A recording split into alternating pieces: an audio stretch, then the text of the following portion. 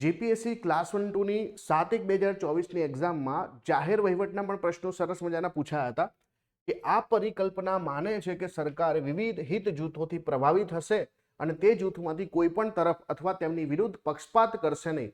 તો આ પ્રકારની થિયરી શું કહેવાશે? મોટાભાગના લોકો અહીંયા જે છે બરાબર તાર્કિક પસંદગી પરિકલ્પના એટલે કે રેશનલ ચોઇસ થિયરી તરફ જશે, પરંતુ એકચ્યુઅલીમાં આ જે છે થિયરી એવી છે કે ભાઈ જ્યાં સરકારને પ્રભાવિત કરતા અનેક અલગ અલગ પ્રકારના ગ્રુપ હોય, બરાબર, એટલે કે સરકાર જે છે વિવિધ હિત જૂથોથી બરાબર ઘેરાયેલી હોય અને ત્યાં જે છે આ જૂથોમાંથી કોઈ પણ પાસે જે છે ભેદભાવ નહીં કરશે, ના કોઈની સાથે પક્ષપાત કરશે, તો એને આપણે કહીએ છીએ પ્લુરલિસ્ટ થિયરી એટલે કે અનેકતાવાદી પરિકલ્પના.